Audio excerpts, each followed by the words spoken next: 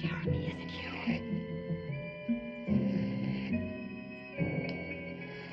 you? Jeremy, why don't you speak?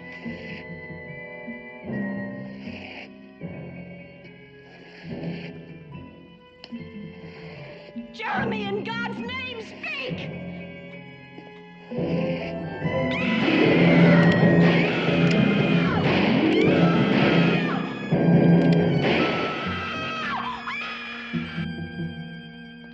Don't be alarmed. The woman who just screamed is perfectly quiet now, as sure as my name is Boris Karloff. You see, she's been dead for nearly 100 years. Her bed is empty, and whatever it was that frightened her so seems to be gone. Seems to be. But I can tell you this much. That bed won't be empty much longer, and other screams will soon be heard. Whose? Perhaps yours, or those who will join us here. Mr. Rip Torn. Miss Patricia Barry. Mr. Richard Anderson. And, well, it seems the rest of our cast cannot be raised. They're dead, you know. But spend a night with us in the Purple Room, if you dare. Let me assure you, my friends, this is a thriller.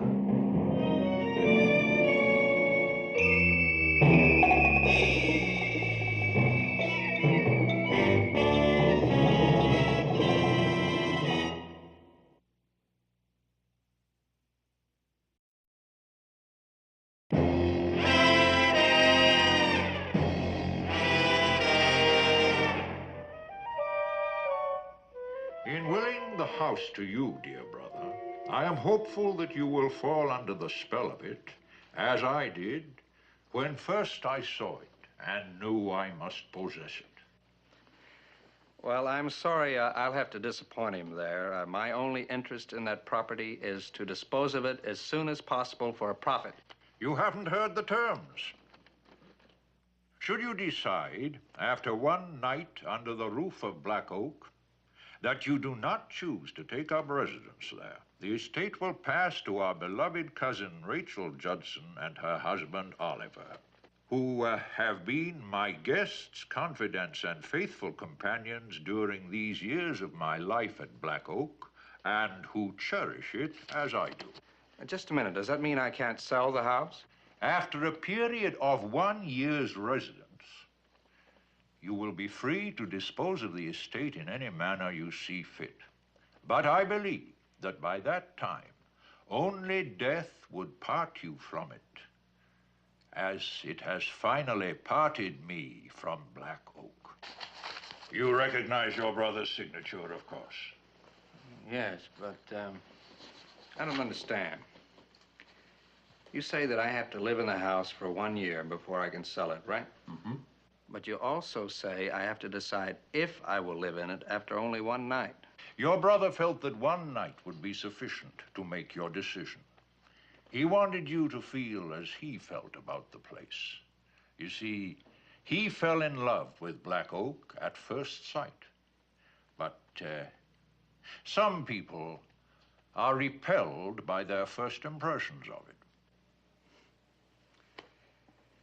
Well, it'll take a lot to repel me. I happen to know that that property is in the middle of an area to be developed by Moreland Enterprises. I'll sit it out a year if I have to. Then I take it you'll be leaving for Baton Rouge within a week or so. Well, I'll leave tonight. There's nothing to keep me here.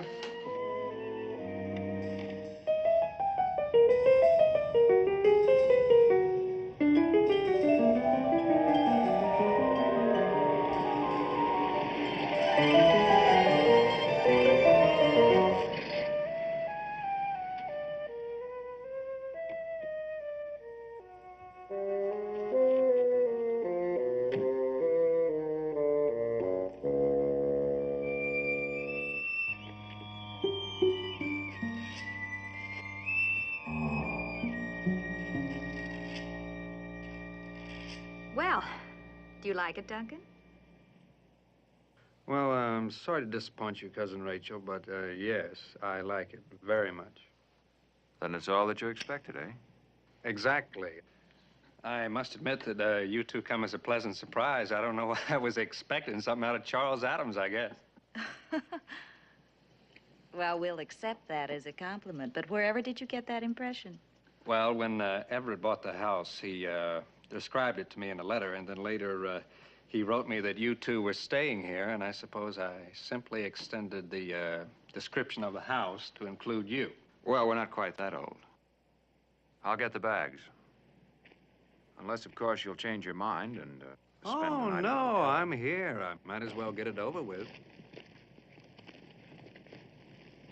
You make it sound as if you think it's going to be an ordeal. Well, now, let's be honest, Cousin Rachel. You know, those stories you were telling me down from the station weren't exactly meant to reassure me. Oh, come now, Duncan. Well, look, all of that is part of the fun of having an old house. It's history, it's secrets, all those ghosts. You inherit those with I the know. house. I mean, of course, neither one of you would have any idea of attempting to scare me out before the morning. Well, now, why would we do a thing like that? Well, Oliver, I just happen to have a nasty mind, and I can't help remembering that if I decide not to stay here, that the place will belong to you.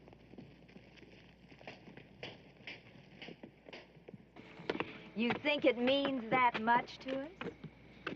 Well, it'd mean that much to me to hold on to it. You know, this place is going to be worth a lot of money in the next couple of years, as you both know.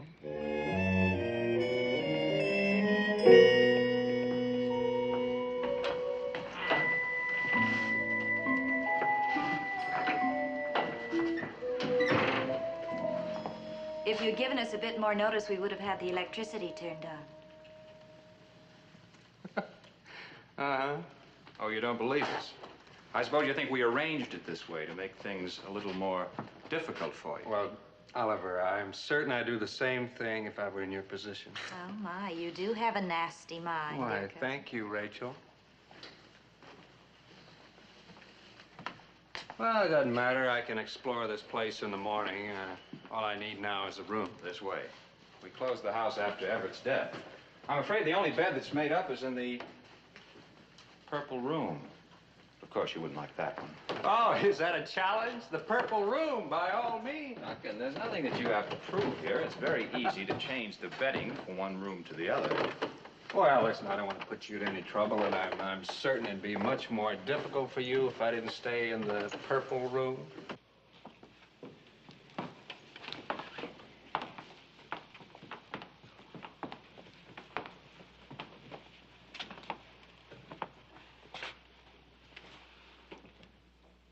Here it is.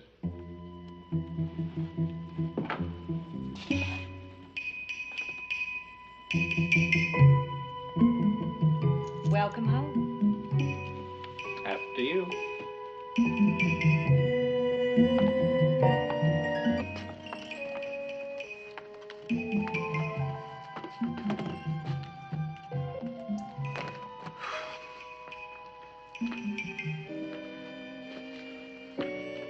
Oh, a nice place to visit.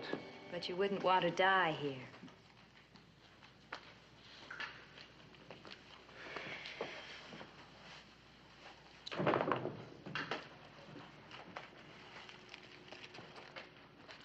Will you hold that just a moment?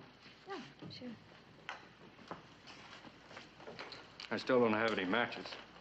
Oh, perhaps you'd like to borrow my lighter. Oh, no, the candle will be fine until I go to bed, and then, well, I never smoke before breakfast, and I never sleep with the lights on.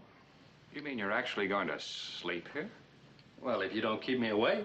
Well, we told you we can't spend the night. Oh, yes, that's right. You did tell me that, didn't you? You excuse me just a moment, please?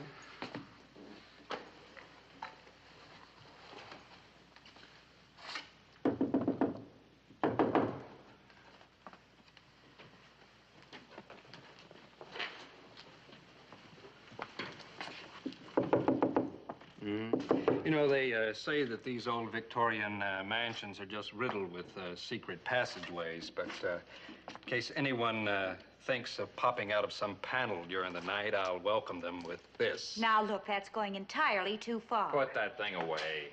Well, I think it's only fair that any ghost within sound of my voice should be advised of my intention. My good fellow, if what is haunting this house is something human, you'll be doing a favor to everyone in the district if you put a few bullets in it. If not... If not what, Oliver? If not, you've done everything you can to announce your antagonism, your lack of sympathy to them. The outset, you've been smug and provocative. I'm not afraid of dying if they're not. Would you please stop waving that thing around? Oh, I'm sorry. I just didn't want you to be concerned over me. And will you please tell any ghosts you happen to meet on the way out? Ghosts only appear to those who are fool enough to believe in them. And those who are fool enough not to. Any other words of comfort in parting? Well, at least let's all part as friends. Let's have a drink. I would love a drink. So would I. We can drink to the success of the living over the dead.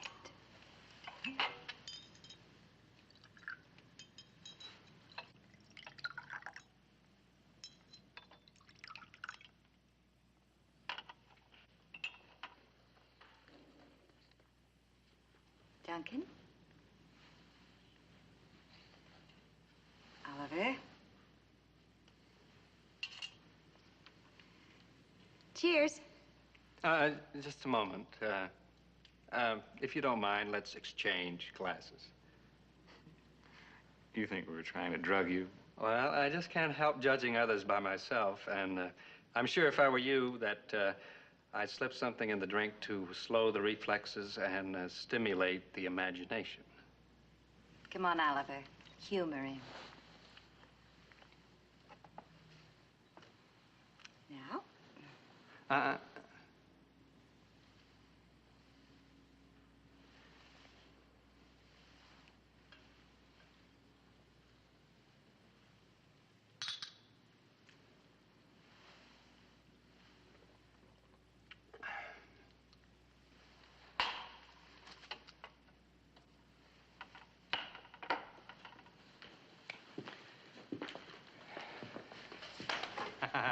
So this is where it's happened, huh? Nearly 100 years ago. If you believe it, it started right in that bed.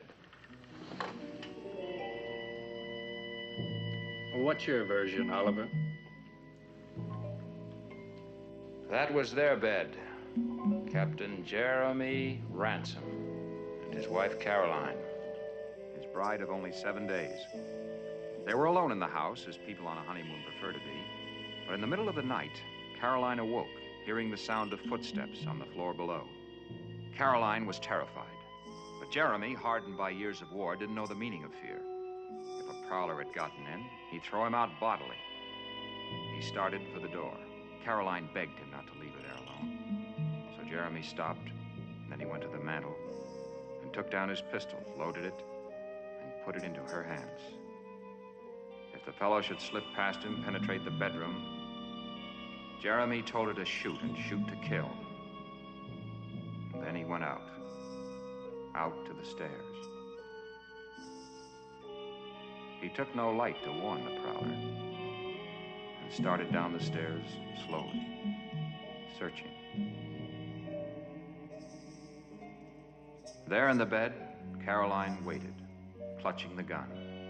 She waited, waited, till she wanted to scream. Instead, she hardly breathed. She heard nothing, nothing at all. She just waited. She began to pray. And then she heard it. The footsteps again, coming up the stairs.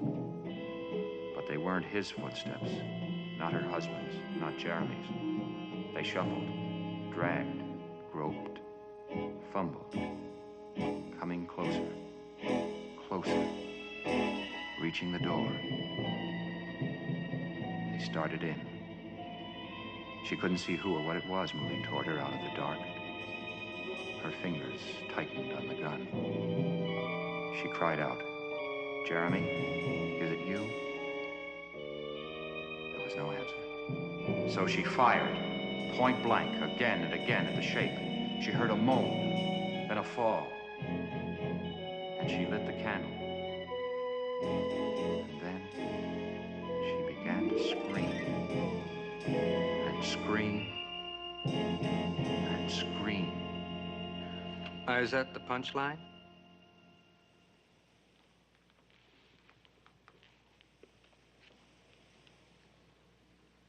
When the servants found them, Caroline was raving mad. Jeremy was lying in a pool of blood at the foot of the bed. A knife buried in his chest. He had been stabbed by the prowler. And then he forced his way up those stairs, step by step, unable to speak, more dead than alive, to get help from Caroline. Instead, his bride had shot him dead.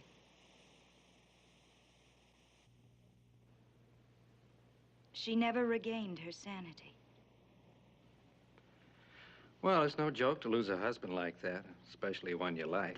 It's all in the old newspaper files in Baton Rouge. Perhaps you'd like to check on it in the morning. Oh, why wait till morning? Won't I be able to check it out tonight with old Captain Jeremy himself? Or do you think maybe he's going to take the night off?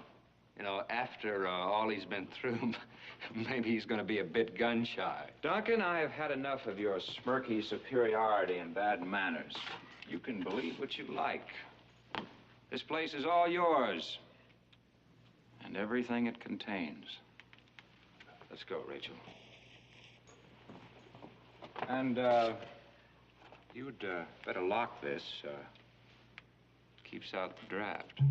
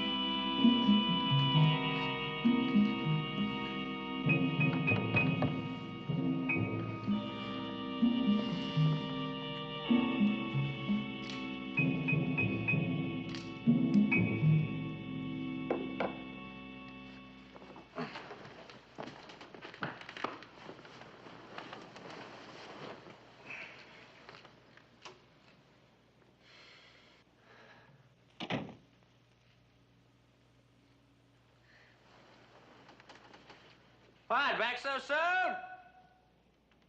Well, make yourselves at home, dear cousins. We have a long night ahead of us.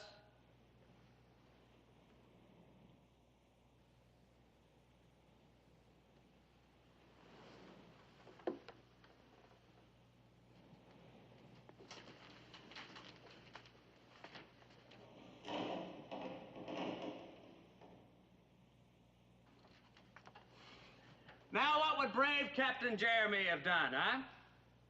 Oh, yes, started down the stairs to investigate? Well, not me. I've had a long trip. I'm going to get some sleep. I'm sorry. You hear me?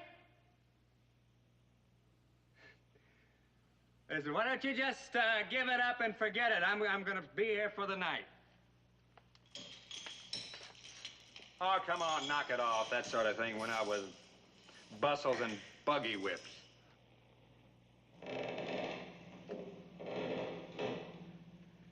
Ah, the old creaking stair. That's truly a creative touch. But don't you have a squeaking door? Surely you must have a good old squeaking door around the place.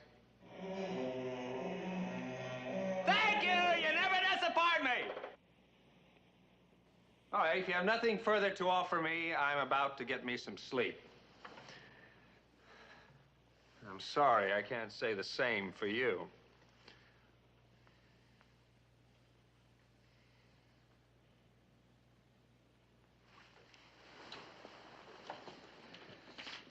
First, one little more nightcap. Sure you won't join me? No? Pity.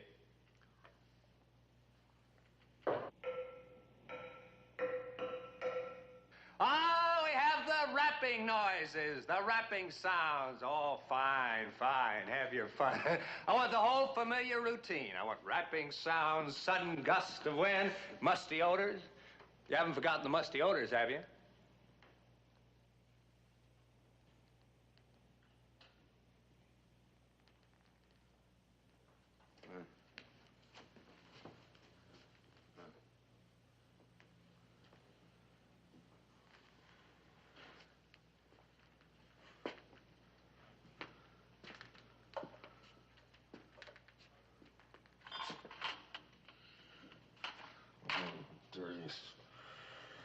Yeah, you did put something in that drink, didn't you?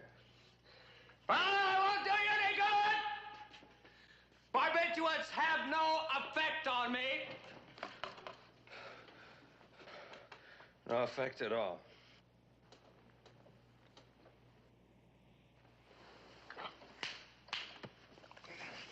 There, you see? I'm better. I told you it wouldn't work. Even Novocaine doesn't do the job on me. Unless I let it.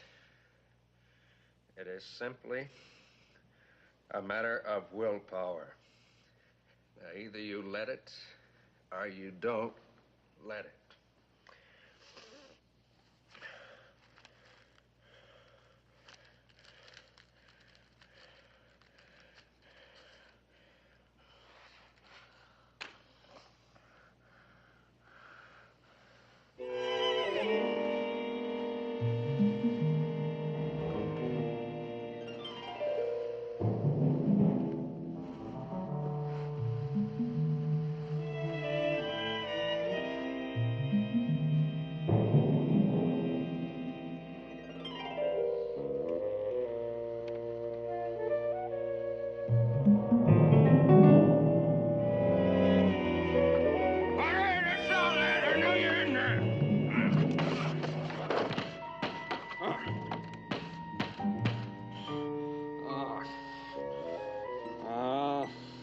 That was a cheap trick.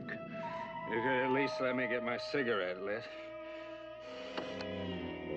Oh, Ed. What the devil you put in the drink, huh? I warn you! Too many people know where I am. Too many people. Anything happens to me, you'll be the first.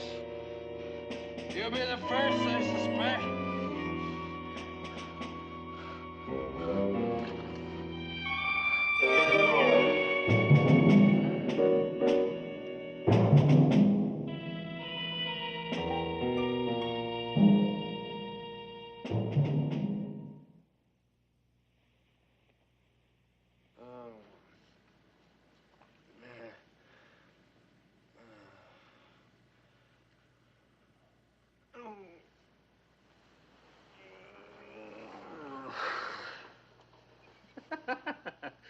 Oh, what a head.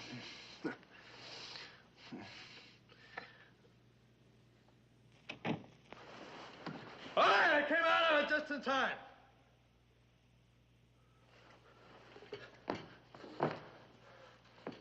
Oh. All right, you didn't have to pick the lock, you know. I would have let you in. Why didn't you knock, huh?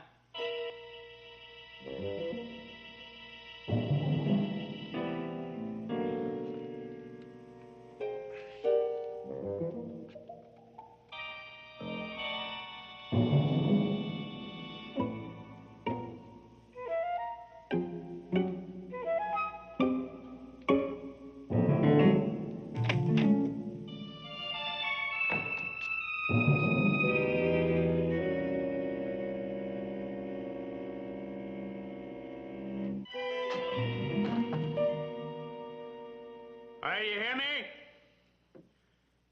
I'm all right again. I'm on my feet, and I've got the gun. All right, that's enough. That's enough! Do you hear me?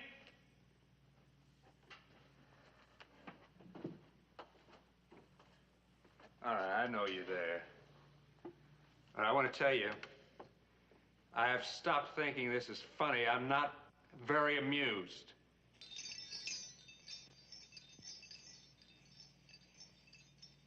Oliver?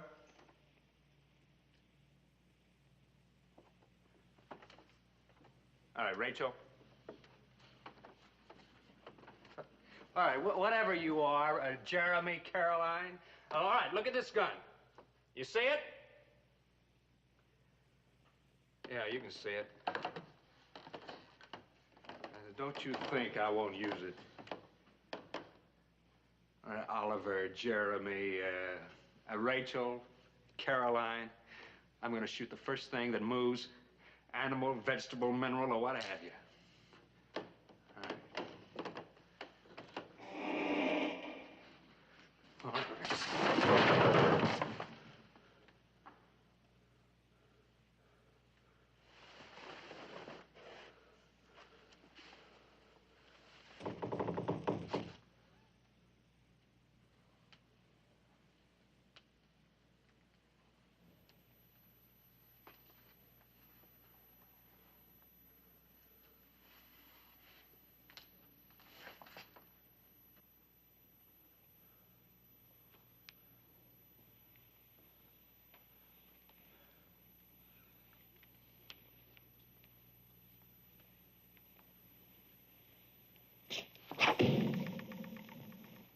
All right.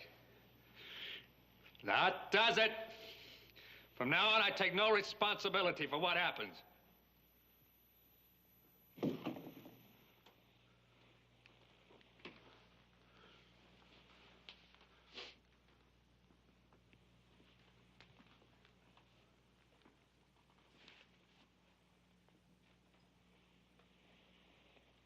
All right, I hear you. I hear you over there.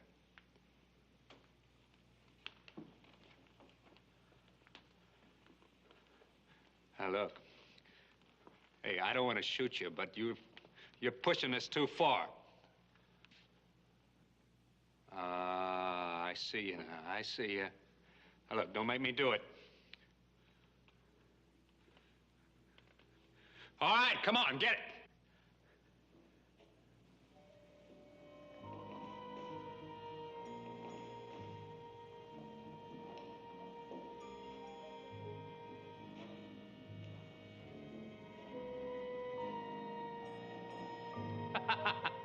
Oh, give me credit. I figured you right, didn't I, Oliver? It is Cousin Oliver, isn't it? Well, of course it has to be. I mean, Rachel wouldn't be caught dead in that nightgown. What is that? A knife in your chest? Huh? That's very clever. That's a very clever idea for a tie pin. I might merchandise that.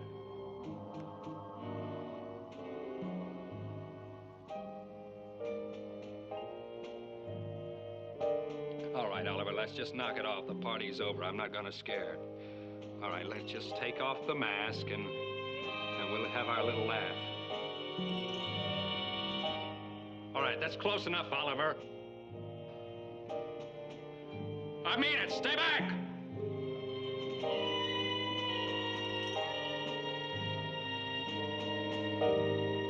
Rachel, call him off!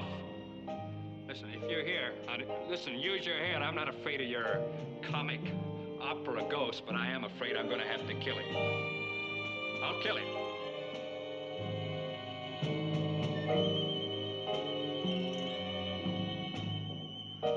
All right, Oliver, don't.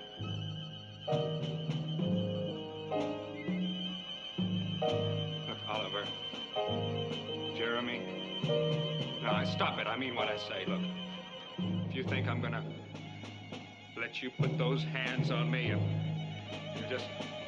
All right, what do you got there? Some kind of glove? Oh, stop it. Please, stop it. All right, stop it!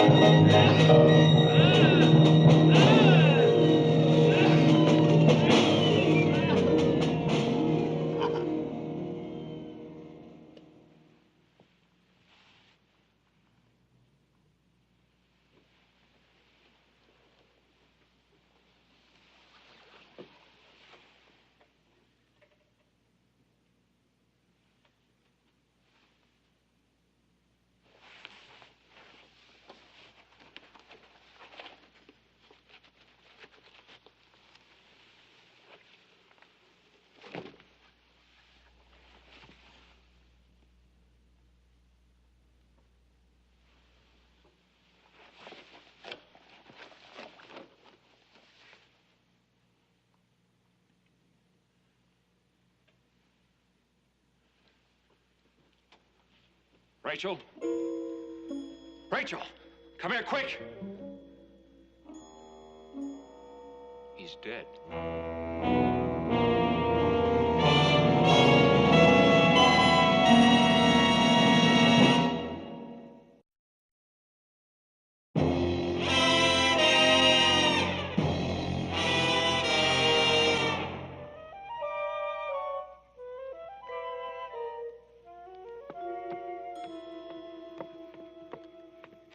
His cigarettes. I'll bet you forgot his cigarettes. I did not. I put them in his pocket. You never give me credit for anything. There's one thing I'll give you credit for. The whole idea. Such an obvious, childish, transparent stunt. Well, even Duncan saw straight through it before it even got off the ground. Oh, yes? Well, if he was so smart, why did he have a heart attack? Why didn't you tell us you had a weak heart? He didn't know. Don't talk to him like that. Gives me the creeps. No, don't put him in the luggage. I want him in the front seat. If you think I'm going to sit in the front seat with him sitting between us, It's not necessary for you to come along at all, you know.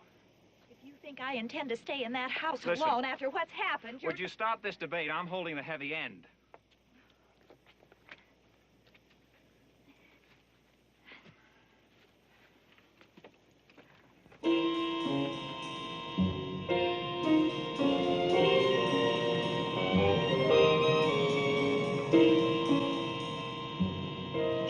Well, get out. No need to get your feet wet.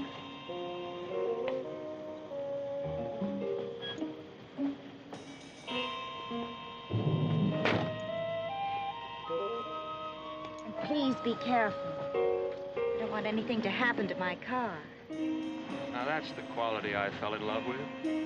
Tenderness.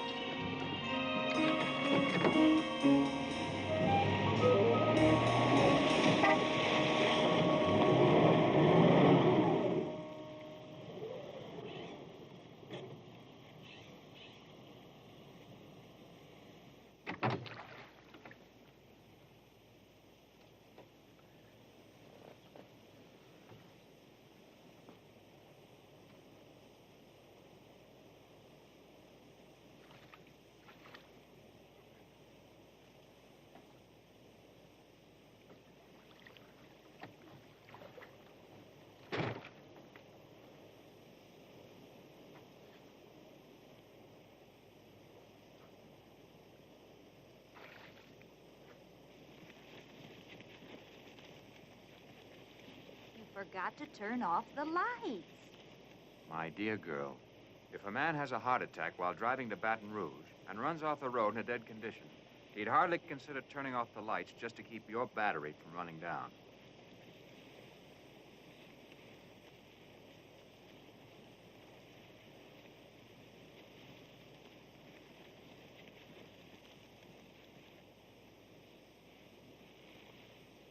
Hurry it up, can't you? I'm getting a chill. Well, I'll be getting double pneumonia if I don't get my feet dry. Oliver, What? Do we have to go back to that house tonight? Certainly, that's the whole idea. Now, we picked Duncan up at the station, drove him out to Black Rock. He took a look around, decided he wanted to stay at the hotel. We were tired, gave him the car, and we stayed on. I dare say we are committed to that story now. Right. It wouldn't do for us to be anywhere close to him when it happened. It might arouse suspicion. Suspicion? No, but you yourself said that we haven't committed any crime. Yes, but we profit by what's happened. If anybody would think that perhaps we might have deliberately scared him to death. Don't say such a thing. Don't even suggest it. I'm sorry, darling. I realize how delicate you are. Now, come on. If we go this way, we'll be home in 10 minutes.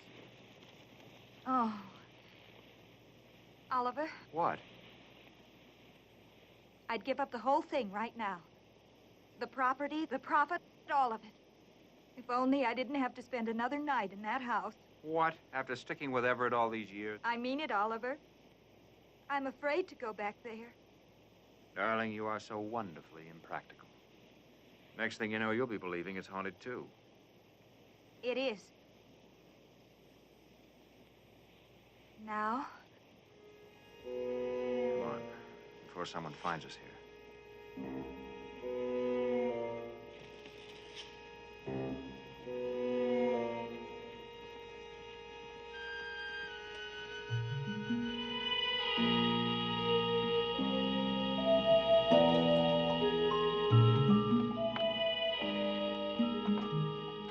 Now, will you stop all this nonsense?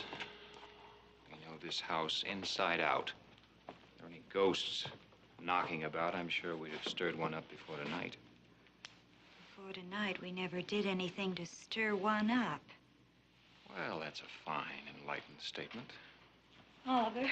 What? Oliver, please, I know I'm being foolish and female, but please humor me. We've always felt the same about things before. Don't you feel something different tonight? Of course I do. We've been through a harrowing experience. It went far beyond anything we intended. But it's over and it's finished and that's the end of it. No,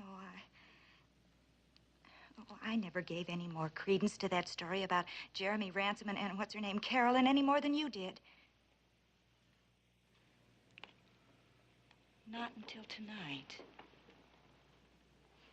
But when I was waiting downstairs, watching Duncan, and you in that silly outfit, I swear I was almost as frightened as he was. I always knew that I should have been on the stage. No, Oliver. No, it wasn't you. Or him. It was if somebody else was in that room. Some other presence. Didn't you feel it at all? Of course. I was scared stiff. But not of the bullets. I knew I'd switched them to blanks after he passed out. But what I was really afraid of was that he'd figure that out and come after me with a fireplace poker or something.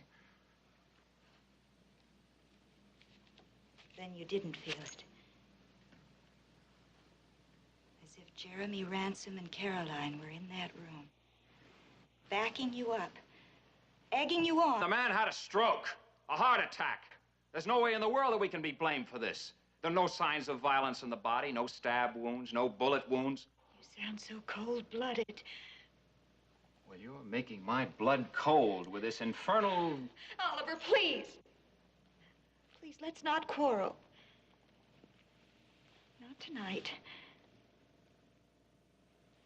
Not tonight of all nights. I'm sorry. We're all on edge. Everything will look different in daylight. Yes.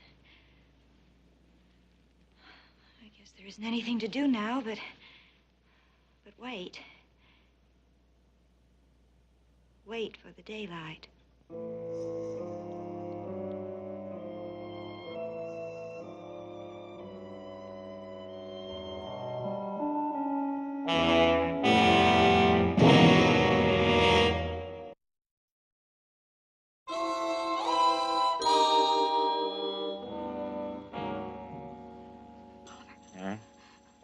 Oliver, wake up. What? What? Huh? Wake up. Oh, Rachel, what now?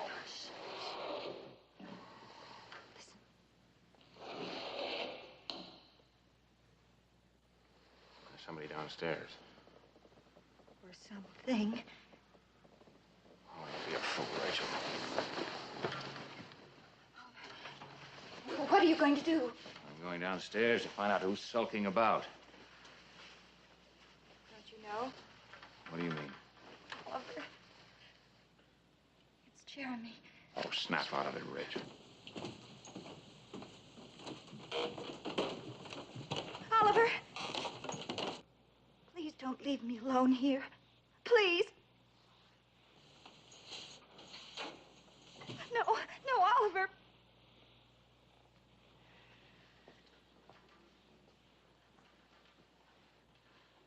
Now, you hold on to this. And remember, they're not blanks this time.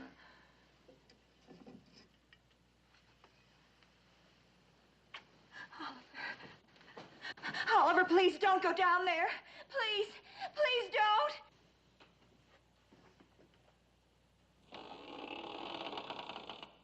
Who's there?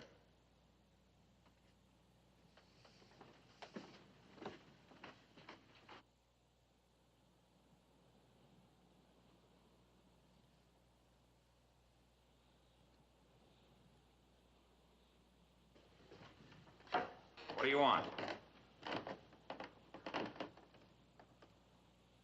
Who are you?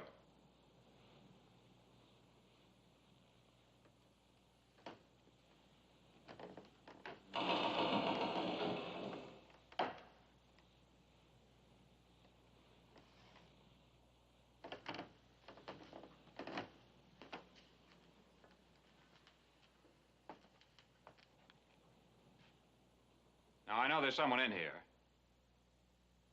If you'll just tell me what you want, perhaps I can arrange for you to have it. I mean, there's no need for any mystery about this.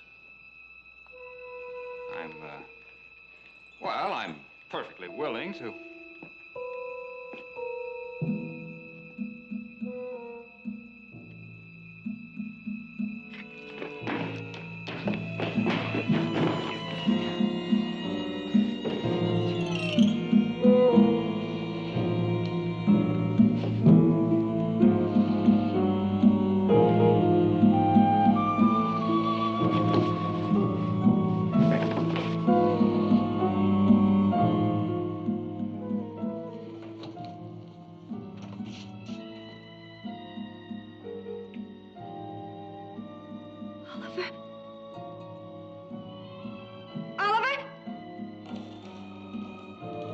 Oliver, is that you?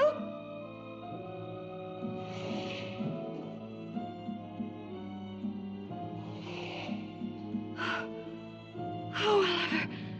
Oh, it is you. Oh, it is you, isn't it? I couldn't see you.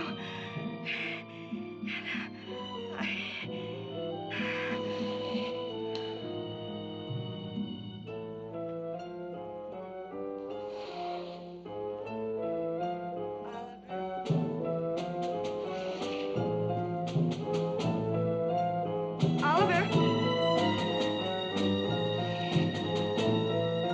Oliver? Say something! I can't see you! I can't see you, Oliver!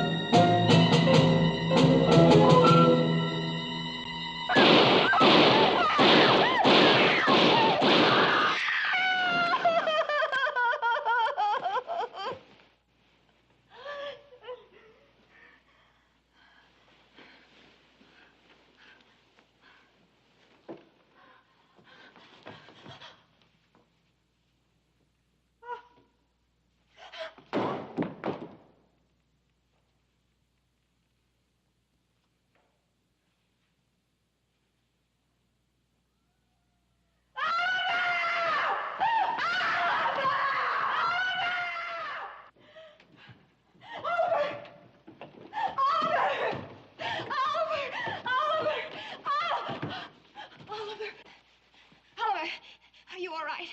Are you all right? Yes, yes. I'm all right. Oh, thank heaven. Oh, thank heaven. I thought he killed you.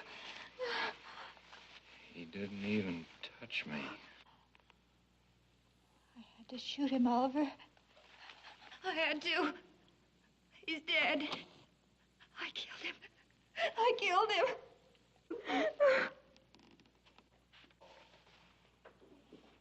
Judson?